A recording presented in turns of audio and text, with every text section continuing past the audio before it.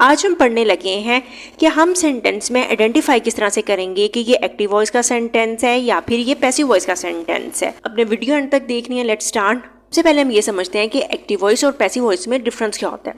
देखिए, आपके सामने एक सेंटेंस ऊपर दिया हुआ है, Ali writes a letter. Ali ये खत लिखता है।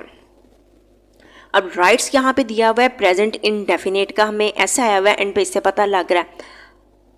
सबसे पहले इसमें सब्जेक्ट क्या दिया हुआ है, अली दिया हुआ है। सब्जेक्ट किसे कहते हैं, डूअर ऑफ एन एक्शन को, यानी काम को करने वाला कौन है।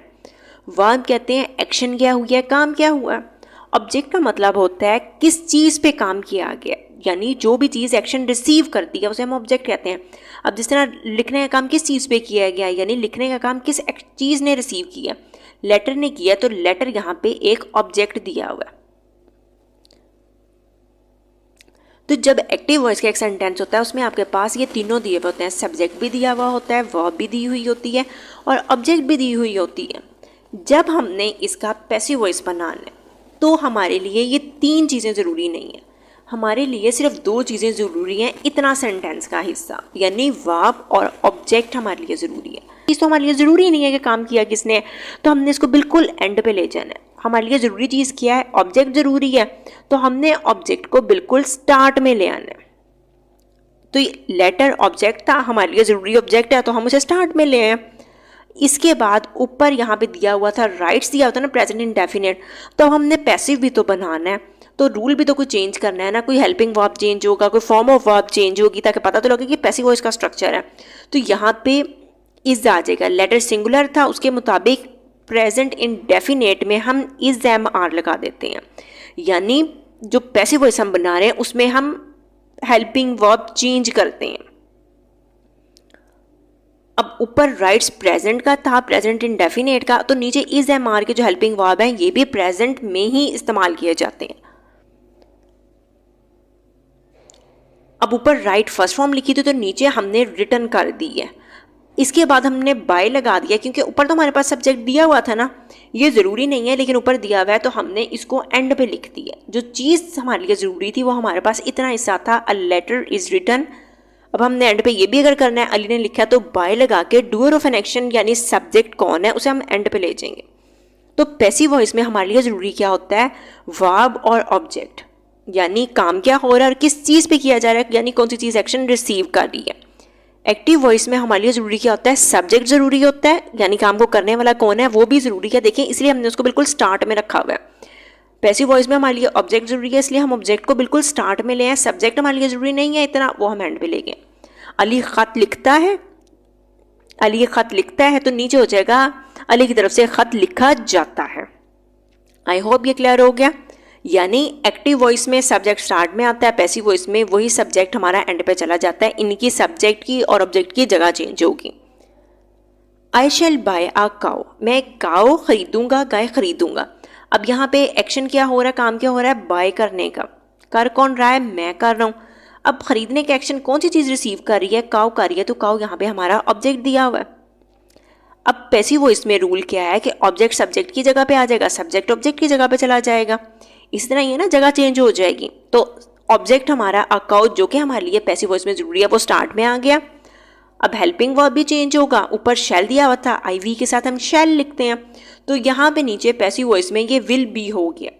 बाय फर्स्ट फॉर्म दी हुई थी, फॉर्म ऑफ वर्ब चेंज करते हैं तो वो बॉट हो जाएगी। अब ने ये याद रखना है, पैसिव वॉइस चाहे जिस मर्जी का है, प्रेजेंट का, पास्ट का, फ्यूचर का, कॉन्टिन्यूस है, परफेक्ट है, इंडेफिनेट है, जो भी है, आएगी थर्ड फॉर्म में। अब यहाँ पे देखें हमने हेल्पिंग वर्ब चेंज की है। जो मेन वर्ब होती है यानी एक्शन या काम क्या होता है वो हमारा थर्ड फॉर्म में हो जाएगा। अब मेन वर्ब और हेल्पिंग वर्ब में डिफरेंस क्या है देखें। ऊपर शेल जब भी लिखा रहा था हमें पता लग रहा था कि हम फ्यूचर की बात करें। विल शेल जहाँ हम देखेंगे फ़ौरन हमारे ज़हन में आएगा कि हम फ्यूचर की बात करें। बाय बता रहा था काम क्या हुआ यानी एक्शन क्या हुआ है। तो जो भी चीज़ एक्शन या काम बताती है उसे हम वर्ब कहते हैं। अगर हमें टेंस से पता लगता है तो हम उसे हेल्पिंग वर्ब कहते हैं। हेल्पिंग वर्ब टेंस का बताता है, मेन वर्ब हमें काम की बताती है, एक्शन का बताती है। तो वो सारे पैसिव वॉइस में थर्ड हो जाएगी। हेल्पिंग वर्ब ऊपर भी विल शेल फ्यूचर का था तो नीचे भी विल भी हो गया, ये फ्यूचर का ही आया। सब्जेक्ट ऑब्जेक्ट की जगह पे आया, ऑब्जेक्ट सब्जेक्ट की जगह पे आया। आई ऊपर एक सब्जेक्टिव फॉर्म में दिया हुआ था, आई माई मी सब्जेक्टिव फॉर्म होता है ना, लेकिन अब इसे तो हम लेके गए हैं बिल्कुल एंड पे जहाँ पे ऑब्जेक्ट आता होता है, तो आई की ऑब्जेक्टिव फॉर्म हो गई मी। इसको आगे हम अभी डिटेल से सारे प्रोनाउन को देखेंगे। The cat caught a rat, यानी कैट ने, बिल्ली ने एक चूहे को पकड़ा। अब यहाँ कॉट क्या है, मेन वर्ब एक्शन। अब ये V2 दी हुई है, कैच फर्स्ट होती है, CATCH, कैच का मतलब होता है पकड़ना, जो कि हम प्रेजेंट में इस्तेमाल करते हैं।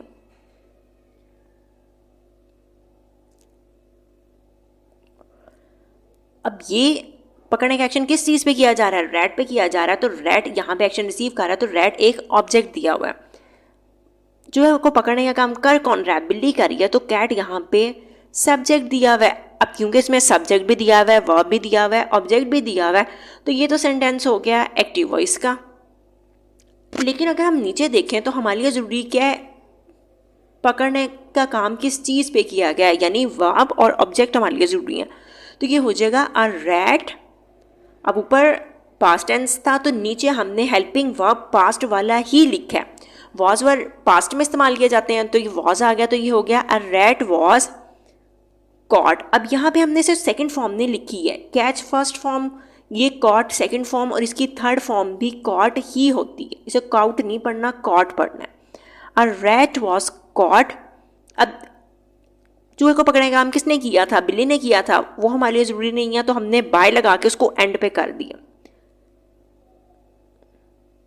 बिल्ली से एक चूहा पकड़ा गया था, तो आई तो कॉट भी थर्ड फॉर्म है, सब्जेक्ट ऑब्जेक्ट की जगह पे चला गया, ऑब्जेक्ट हमारा सब्जेक्ट की जगह पे आ गया। आपने पैसिव वॉइस में ये याद रखना, सब्जेक्ट ऑब्जेक्ट बन जाता है, ऑब्जेक्ट हमारा सब्जेक्ट बन जाता है। अब रैट ऑब्जेक्ट हमारा सब्जेक्ट की जगह पे आया हुआ था ना, तो अब यूँ समझ लें ये हमारा नया सब्जेक्ट है, वॉज हमारा हेल्पिंग वर्ब है जिसे हमें पता लग रहा है पास्ट टेंस की बात कर रहे हैं, कॉट हमारी थर्ड फॉर्म है, और यहाँ पे अब कैट हमारा ऑब्जेक्ट की जगह पे आ गया। आई होप यहाँ तक क्लियर हो गया। अब यहाँ पे मेन चीज़ है, तो सब्जेक्ट भी समझ आ जाएगा आपको, ऑब्जेक्ट भी समझ आ जाएगा कि इन दोनों की जगह चेंज हो जाएगी। हमने टेंस किस तरह से चेंज करना है, अगर पीछे राइट्स लिखा हुआ था जो कि प्रेजेंट इंडेफिनेट टेंस था, तो हमने वहाँ पे इज एम आर लगाया था ना, तो ये हो जाएगा इज एम आर में चेंज। इसको लगा के हम जो मेन वर्ब होगी वो थर्ड फॉर्म ही लिखेंगे। हेल्पिंग वर्ब में, पैसिव वॉइस में हेल्पिंग वर्ब टेंस के मुताबिक चेंज हो जाएगा, और मेन वर्ब हमारी हमेशा थर्ड आती है। तो प्रेजेंट इंडेफिनेट अगर दिया हुआ है, प्रेजेंट टेंस दिया हुआ है, तो ये इज एम आर में चला जाएगा, इसके बाद थर्ड फॉर्म आ जाएगी।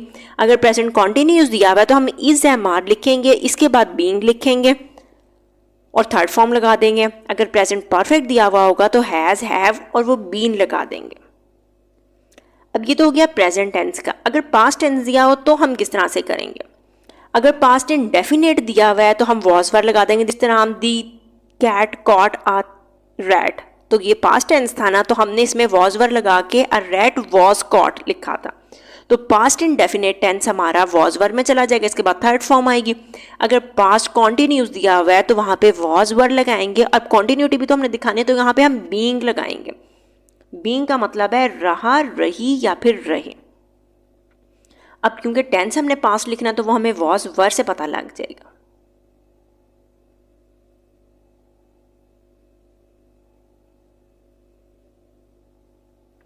अगर पास्ट परफेक्ट दिया हुआ है तो वो हैड बीन में चेंज हो जाएगा।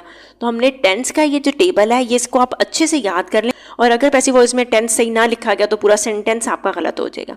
अगर फ्यूचर टेंस दिया हो तो फ्यूचर इंडेफिनेट अगर है, विल शैल दिया हुआ है सिंपल, तो वो विल बी शैल बी में चला जाएगा। अगर फ्यूचर परफेक्ट दिया हुआ हो तो यहाँ विल हैव बीन या शैल हैव बीन में चला जाएगा। इसके बाद जो मेन वर्ब है, ये हेल्पिंग वर्ब के बारे में बताया मैंने आपको, मेन वर्ब हमारी थर्ड फॉर्म ही आएगी। अब यहाँ पे आप सोच रहे होंगे कि फ्यूचर कॉन्टिन्यूस क्यों नहीं दिया हुआ, जिस तरह प्रेजेंट परफेक्ट कॉन्टिन्यूस क्यों नहीं दिया हुआ, पास्ट परफेक्ट कॉन्टिन्यूस क्यों नहीं दिया हुआ, तो हम इनका पैसिव वॉइस नहीं बनाते हैं। पास्ट इंडेफिनेट दिया हुआ था तो यहाँ पे हमने वॉज लगा के थर्ड फॉर्म लगाई है, वॉज वर्ब लगाएंगे। अगर ज़्यादा होगा तो वर्ब लगाएंगे। अब रैट एक था तो हमने वॉज लगाया। अली राइट्स अ लेटर, जिस तरह पहले पीछे दिया हुआ था प्रेजेंट इंडेफिनेट दिया हुआ था तो इसे हमने इज लगाया। ज़्यादा लोग होते अगर यहाँ पे तो आर लगाते, अगर आई यहाँ पे आ रहा होता लेटर की जगह पे तो हम एम लिखते, तो यहाँ इज एम आर लगाएंगे। अब देखें यहाँ पे शैल दिया हुआ था, सिंपल था, तो हमने इसे विल बी शैल बी में कर दिया। अगर प्रेजेंट परफेक्ट कॉन्टिन्यूस दिया हुआ है, इसका पैसिव वॉइस नहीं बनता है, पास्ट परफेक्ट कॉन्टिन्यूस का नहीं बनेगा, फ्यूचर परफेक्ट कॉन्टिन्यूस का नहीं बनेगा और फ्यूचर कॉन्टिन्यूस का नहीं बनेगा। तो ये 4 ऐसे टेंस हैं जिनका हम पैसिव वॉइस नहीं बनाते हैं। अब देखें, अगर सब्जेक्टिव फॉर्म में ही लिखा हुआ है ही राइट्स अ लेटर, तो a letter is written by him, तो ऑब्जेक्ट की जगह पे जब ये जाएगा तो ये हिम हो जाएगा। अगर यहाँ पे हमने शी दिया हुआ है तो वो हर में चेंज हो जाएगा। अगर दे दिया हुआ हो तो वो देम में चेंज हो जाएगा। अगर यू दिया हो तो यू की ऑब्जेक्टिव फॉर्म भी यू ही होती है, यहाँ पे कोई चेंज नहीं आता है। अगर आई दिया हो तो वो मी हो जाएगा, वी दिया हो तो ऑब्जेक्टिव फॉर्म उसकी अस हो जाएगी, अगर इट दिया हो तो वो इट ही रहेगा। अगर नेम दिया हो, जिस तरह पीछे नेम दिया हुआ था अली, तो हमने नेम में कोई चेंजेस नहीं की है, तो नेम एज इट इज ही आ जाता है, नाम नहीं हम बदल सकते हैं। अगर ये नहीं हम कर सकते कि अगर लड़के में ही लिखा हुआ है ऊपर जिस तरह अली लिखा हुआ तो हम एंड पे ऑब्जेक्टिव फॉर्म में हिम कर दें। आपने नाम चेंज नहीं करना, नाम आपने एज इट इज वैसे ही ले आना। तो बेसिक रूल इसके क्या होते हैं, सिंपल से 3-4 रूल हैं। सब्जेक्ट बिकम्स ऑब्जेक्ट, आपने सब्जेक्ट को ऑब्जेक्ट की जगह पे ले जाना है, ऑब्जेक्ट को उठा के आपने सब्जेक्ट की जगह पे ले आना है, यानी इनकी जगह चेंज हो जाएगी, सब्जेक्ट ऑब्जेक्ट की जगह पे जाएगा, ऑब्जेक्ट सब्जेक्ट की जगह पे जाएगा। पैसिव वॉइस में ऑब्जेक्ट स्टार्ट में आ जाता है, सब्जेक्ट हम बाय लगा के एंड पे लिख देते हैं। आपने टेंस चेंज करना है, जो पीछे टेबल दिया है उसके मुताबिक चेंज किया जाएगा, और जो भी दिया हुआ है पैसिव वॉइस, चाहे वो प्रेजेंट है, पास्ट है, फ्यूचर है, जो कोई भी दिया हुआ है, आनी हमेशा पैसिव वॉइस में थर्ड फॉर्म ही है। चंद बेसिक से रूल हैं, अगर आप इनको अच्छे से याद कर लें तो आप बहुत इजीली एक्टिव से पैसिव में इसको चेंज कर सकते हैं। आपने सिंपल जगह चेंज करनी है, सब्जेक्ट ऑब्जेक्ट की जगह पे ले जाना है, ऑब्जेक्ट और सब्जेक्ट की जगह पे ले आना है। टेंस चेंज करना है, टेंस का आप टेबल याद कर लें, प्रोनाउन चेंज करना है सब्जेक्टिव फॉर्म या ऑब्जेक्टिव फॉर्म के मुताबिक, और चाहे जो कोई भी दी हुई है टेंस, ये याद रखना आनी हमेशा उसमें थर्ड फॉर्म ही है। अगर आप पैसिव वॉइस के बारे में सारे टेंस के सीखना चाहते हैं, जिस तरह प्रेजेंट इंडेफिनिट के बारे में, प्रेजेंट कॉन्टिन्यूस के बारे में, तो वीडियो का लिंक ऊपर आ रहा है, प्लेलिस्ट सारी की पैसिव वॉइस के बारे में दी गई, इस पर क्लिक करके आप एक एक टेंस के बारे में सीख सकते हैं। रूल हर में यही रहेगा। बाकी जिस तरह प्रेजेंट इंडेफिनिट को किस तरह करना है, प्रेजेंट कॉन्टिन्यूस को किस तरह करना है, प्रेजेंट परफेक्ट को किस तरह करना है, पास्ट को किस तरह से करना है, पास्ट कॉन्टिन्यूस को, पास्ट परफेक्ट को, फ्यूचर इंडेफिनिट को और फ्यूचर परफेक्ट को, वो आप डिटेल से इसको सीख सकते हैं। वीडियो पसंद आई हो तो अपने दोस्तों के साथ जरूर शेयर करें जो एक्टिव पैसिव के रूल्स के बारे में कंफ्यूज हैं, जो इसको सीखना चाहते हैं। लाइक करें, सब्सक्राइब करें। Thank you.